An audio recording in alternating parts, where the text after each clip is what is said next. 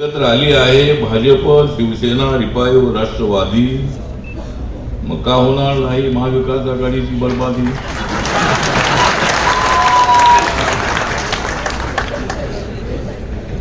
विनाकारण लागू नका आमच्या नादी,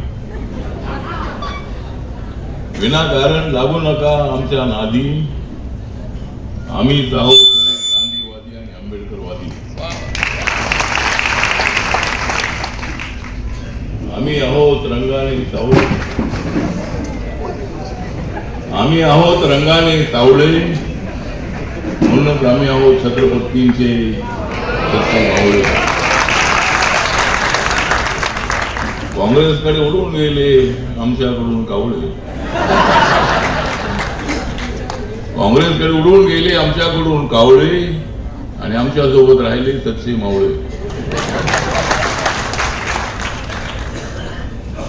देशभर होत आहे नरेंद्र मोदींची स्तुती, देशभर होत आहे नरेंद्र मोदींची स्तुती. म्हणूनच महाराष्ट्रामध्ये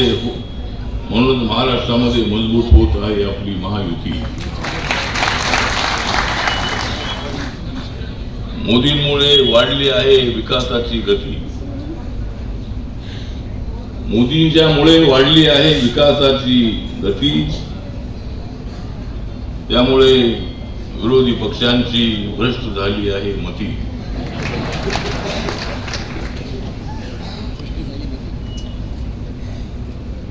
आज इथे आपण सगळे पक्षाचे लोक, 3 पक्षाचं सरकार आहे असं आपण म्हणताय, पण आम्ही सुद्धा तुमच्या सोबत आहोत. 3 पायाची गाडी काय जास्त वेगाने चालणार नाही, त्यासाठी 3 पायांची जी गाडी आहे ती गाडी तेवढी ताकदीनं चालणार नाही, त्यासाठी आरपीआयच्या एका चाकाची आवश्यकता आहे. आम्ही आहोत, आपल्यासोबत आहोत. माननीय एकनाथ शिंदे यांनी अत्यंत मोठं डेअरिंग केलं, ते लवकर करायला पाहिजे करून त्याला केलं. अजितदादा, माननीय अजितदादा हे आमचे चांगले मित्र आहेत, डेअरिंग बाज आहेत. अजितदादांनी सुद्धा अत्यंत चांगली भूमिका घेतली आणि देश विकासाच्या दिशेनं मोदींच्या नेतृत्वाखाली पुढे जात आहे. मोदींना साथ देणं अत्यंत आवश्यक आहे, पण मोदींना साथ देण्याऐवजी हे सगळेच लोक हे मोदींना हरवण्यासाठी, कारण त्यांना विकास होऊ द्यायचा नाही, देशाचा विकास करण्यासाठी मोदी सातत्यानं प्रयत्न करतायत. त्यांच्या मंत्रिमंडळामध्ये आम्ही आहोत. आज आमचं या ठिकाणी आलेलं आहे वराळ, आज या तापडिया हॉलमध्ये आमचं आलेलं आहे वराळ, कारण आम्हाला या ठिकाणी भेटणार होते भागवत करा.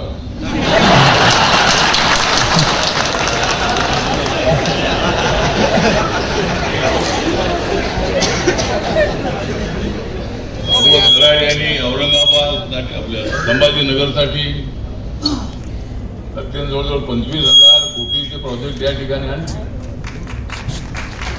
मंत्री असताना त्यांनी जवळजवळ खासदार असताना मी आणि ते एकाच वेळेला राज्यसभेमध्ये आलेलो आहे.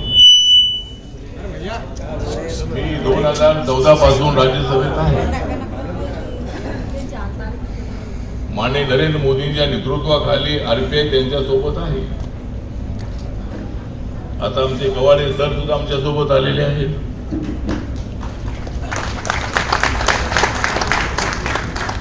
बाकीचे आरपीआयच्या गटाने यावं, काय पाहिजे असेल तर यावं, उपाशी राहायचं असेल तर तिकडेच राहावं.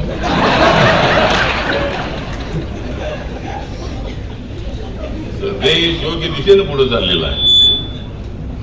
कोण म्हणतो या देशाचं संविधान बदलणार आहे? जो संविधान बदलेल त्याचा आम्ही सत्यानाश केल्याशिवाय राहणार नाही. कोण म्हणते संविधान?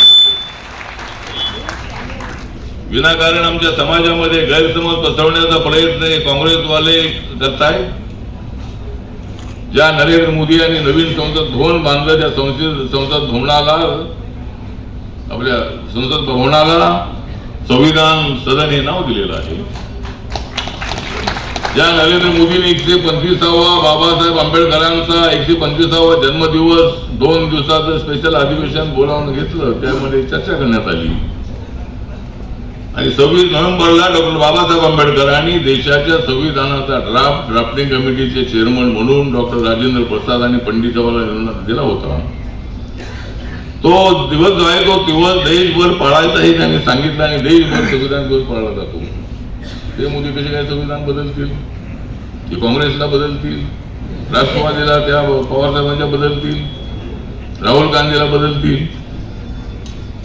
संविधान बदलण्याचा काय प्रश्न? हे सांगतात की संविधान बदलणार नाही, संविधान बदलणार नाही. त्यांच्याकडे अजिबात दुसरा कार्यक्रम नाही. या देशामध्ये जोपर्यंत आहे नरेंद्र मोदींची आंधी, कसे बनतील प्रधानमंत्री राहुल गांधी? आणि आंधी जी आहे ती आंधी काही लवकर संपणार नाही. तुम्ही किती प्रयत्न करा. इंडिया नावाच्या आघाडीने जेवढा प्रयत्न करायचा तेवढा प्रयत्न त्यांनी करावा. आम्ही मैदानात आहोत, आमची टीम मैदानामध्ये आहे. तुम्हाला काय खेळायचं आहे तुम्ही खेळा. आम्ही ठरवलंय की आम्हाला 400 पेक्षा जास्त रन पाहिजे. 400 पेक्षा जास्त नसल्या तरी आम्हाला 400 रन पाहिजेत. बाकीच्या तुम्ही घ्या. 400 पार आम्हाला अशा पद्धतीनं आम्ही एवढं काम केलेलं आहे की मागच्या वेळेला या वेळेला त्याच्यापेक्षा अत्यंत चांगलं वातावरण आहे. जेवढ्या शिव्या द्यायच्या असतील तेवढ्या द्या तुम्ही नरेंद्र मोदीला. नरेंद्र मोदी हे अत्यंत मजबूत असणारे, कणखर असणारे पुरुष आहे.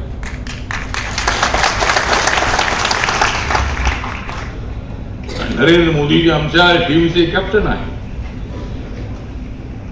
आणि माझ्यावर जबाबदारी आहे. माझ्यावर राहुल गांधी आउट करणे जबाबदारी सोपवलेली आहे. त्यामुळे मी असा बॉलिंग करीन, असा बॉलिंग करणार आहे की मी त्यांना एक सुद्धा रन काढू देणार नाही.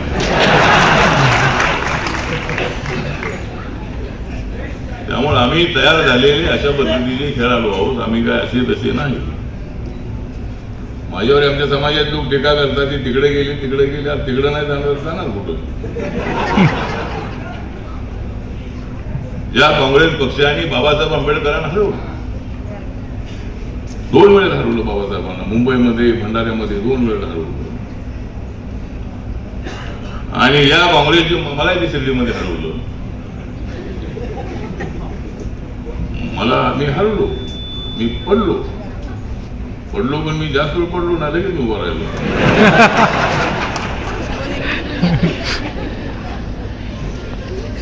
ठीक आहे. राजकारणामध्ये असलंय तर आज या ठिकाणी आमचे संदीपान भुमरे जे आहे, तुमच्याकडे आहे रोजगार हमी, तुमच्याकडे आहे रोजगार आम्ही पण नाही कमी. आणि रोजगार हमी खातं माझ्याकडे होतं. शरद पवारांनी रोजगार हमीचं खातं माझ्याकडे दिलं होतं. दारूबंदीचं खातं माझ्याकडे दिलं होतं. मी बोललो मला हे खातं नको. का नको? दारू बंदच होत नाही तर काय त्याचं?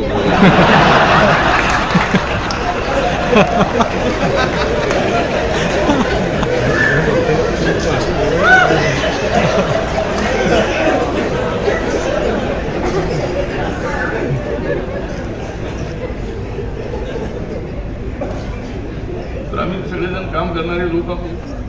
खेड्यापाड्यातल्या लोकांचं काम करणं, शेतमजुरांचं, शेतकऱ्यांचं काम करणं, गरीब मराठा समाजाला आरक्षण मिळालं पाहिजे माझी मागणी आमची आहे.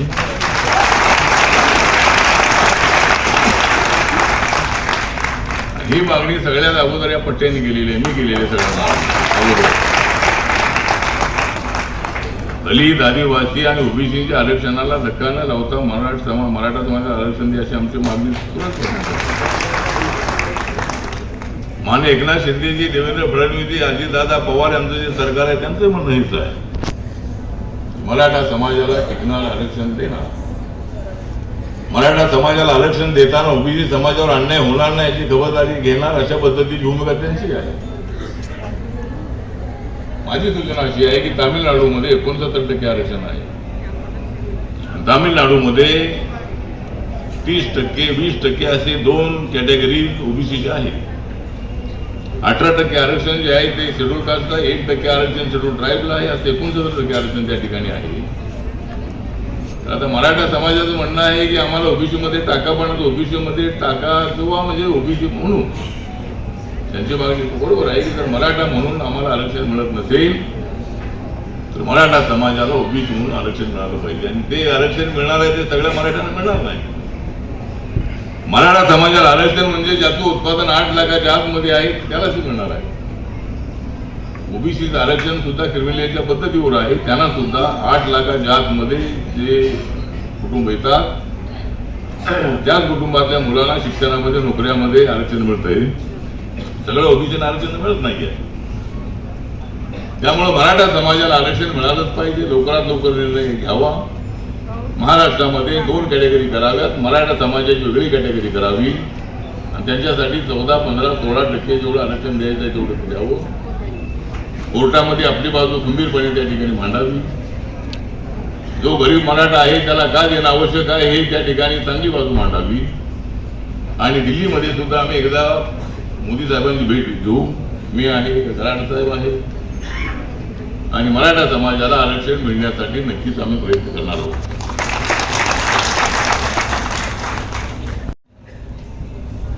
गल्फमध्ये आहे कतार, पण इथं आहे अब्दुल सत्तार.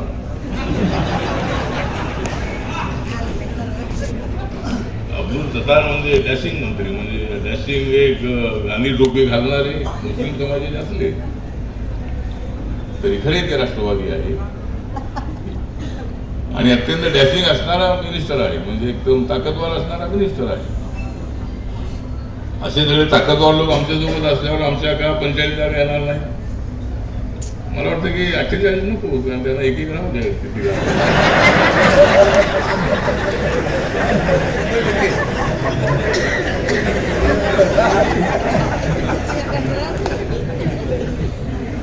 पण औरंगाबादची जी जागा आहे, औरंगाबादची जागा यावेळेला आपली जागा येणार. ज्याला तिकीट मिळेल त्याच्या पाठीमागं आमचा रिपब्लिकन पक्ष, आमची आंबेडकरी जनता ताकदीनं राहणार. आणि त्यातल्याही परिस्थितीमध्ये संभाजीनगरची जागा जी आहे ही जागा ही महायुतीची जागा नक्की, एनडीएची जागा नक्कीच असणार आहे. आणि त्यासाठी आपल्या सगळ्यांचं सहकार्य मिळालं पाहिजे. हा तर कार्यकर्त्यांचा मेळावा आहे. नंतर आपल्याला मोठा मेळावा ठेवायचा, सगळ्या जिल्ह्यामध्ये मोठे मेळावे ठेवायचे आहेत. अगोदर महाविकास आघाडीचे मेळावे बघूया त्यांचे किती होतात, ते त्यांचा मेळावा झाला की मग आपला. आणि महाविकास आघाडीने किती प्रयत्न केला तरी त्यांना यश मिळणार नाही. आणि म्हणून या ठिकाणी आमचे जोगेंद्र कवाडे सर आलेले आहेत. नामांतर लढ्याचे ते सर सेनानी आहेत. नामांतरासाठी त्यांनी लॉंग मार्च काढलेला होता. आणि आजचा दिवस जो आहे, आजचा दिवस अत्यंत चांगला दिवस आहे. नांदेडमध्येही एक विद्यापीठ झालं, इथं संभाजीनगरमध्ये विद्यापीठ झालं. आणि आमची काही मागणी मराठवाड्याचा अपमान करण्याची नव्हती. त्यामध्ये आता मराठवाड्याचा शब्दही आहे. डॉक्टर बाबासाहेब आंबेडकर मराठवाडा विद्यापीठ असं आहे. त्यामुळे त्याचा दिवस साजरा करण्यासाठी आम्ही आलेलो आहोत.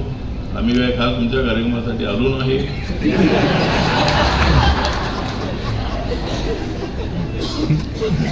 आणि जेव्हा तुम्हाला कळलं की आम्ही येणार आहे त्यावेळेला तुम्ही आम्हाला बोलावलं. आता बोलवून जर आम्ही आलो नाही तर पुन्हा आमच्यावर टीका झाली असती. पुन्हा पत्रकारांनी लिहिलं असतं आठवलीत असताना आले नाहीत, कवाडेकरीत असताना आले नाहीत. त्यामुळे आम्ही आलेलो आहोत. आणि जसं इथं मी तर राज्यसभेमध्ये आहे, पण मला एखाद्या ठिकाणी तिकीट मिळालं, मी शिर्डीमध्ये उत्सुक आहे.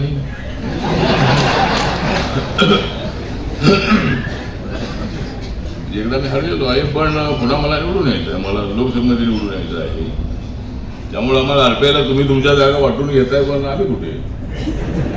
आम्हाला काहीतरी मिळालं पाहिजे, थोडं थोडं काहीतरी मिळालं पाहिजे. तुम्ही जास्त घ्या, उरलेलं आहे ते तर आम्हाला द्या. त्यामुळे ठीक आहे, तर आरपीआयला एखादी जागा लोकांच्या समोर जाण्यासाठी आवश्यक आहे. पण ठीक आहे, बघूया. माझी सभा तुमची आणि माझी सभा 2026 पर्यंत आहे. पण तरीही लोकसभेमध्ये येणं फार चांगलं आहे. मी त्याचा लोकसभेतला माणूस आहे, मी मैदानातला माणूस आहे. त्यामुळं आज या ठिकाणी आपण आलेलो आहोत. या ठिकाणी आपले हरिभाऊ बागडे हे माझी विधानसभेचे अध्यक्ष आहेत, आमचे चांगले मित्र आहेत. त्यांनी विधानसभा अत्यंत चांगली चालवली. पण या ठिकाणी राहुल नार्वेकरांवरती जी जबाबदारी आली ती जबाबदारी तुमच्यावर आली नाही ते बरं झालं.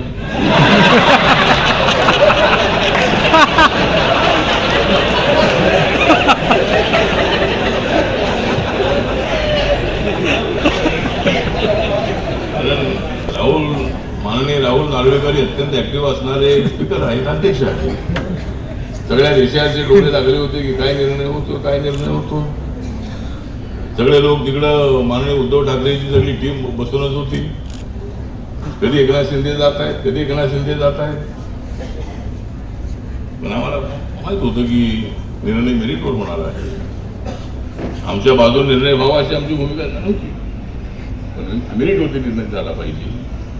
तर 40 आमदार घेऊन जर एकनाथ शिंदे बाहेर आलेले आहेत, बाहेर म्हणजे ते जर 40 आमदारांचा त्यांचा ग्रुप आहे, तर खरी शिवसेना त्यांची असं इलेक्शन कमिटीने सांगितलेलं आहे. तर मग माननीय राहुल नार्वेकर या संबंधामध्ये असाच निर्णय घेणं अत्यंत आवश्यक होतं. आणि जर काय असा निर्णय झाला असता तरी काही देखील नसते.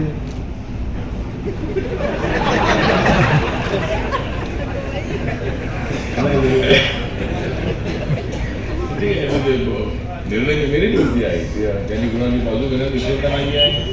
ते शिवसेनेच्या माननीय उद्धवजीच्या 14 आमदारांना डिस्क्वाल करू शकत होतं, पण नाही त्यांनी केलं.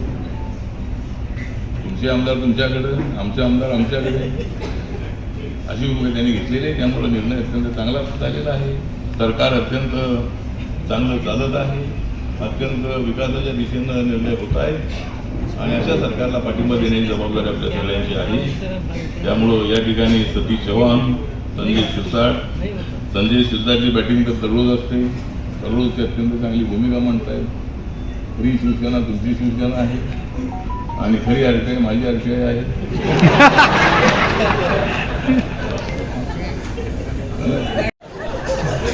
नाही बाकीचे गट आहेत, पण खरी